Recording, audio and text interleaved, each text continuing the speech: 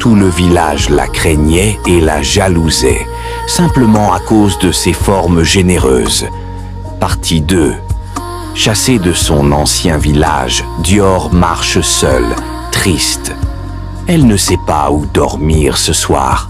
Chaque mouvement de sa démarche met en valeur ses courbes, rappel cruel de ce qui lui a valu le rejet.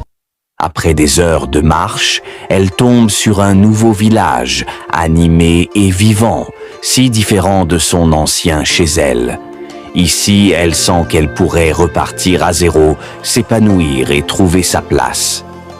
Les jours passent et Dior s'intègre peu à peu à sa nouvelle vie. Elle joue avec les enfants, riant et courant parmi eux. Le village entier vibre de vie. Pour la première fois depuis son exil, elle se sent accueillie, libre et heureuse. Quelques jours plus tard, le village organise une grande fête. Dior revient du marché, un panier rempli de légumes et de poissons à la main. Elle avance au milieu de la foule. Ses courbes captent instantanément tous les regards. Tous les hommes présents, mariés ou accompagnés, la suivent du regard, fascinés.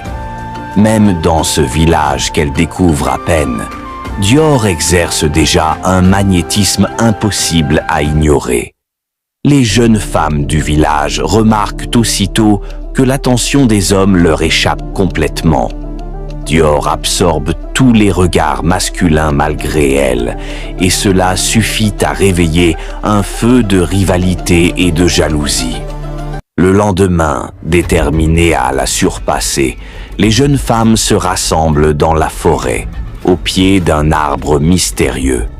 Elles veulent procéder à un rituel interdit afin de transformer leur corps et de rivaliser avec les courbes de Dior. Devant elles, la vieille femme mystérieuse qui leur a promis de réaliser ce rêve proclame: « Après l'exécution de ce rituel de remodelage corporel, vos courbes seront plus généreuses que celles de Dior. » Maintenant que le rituel commence, le mystère et le danger se mêlent dans l'air, promettant que la suite sera un choc pour tout le village et pour Dior elle-même.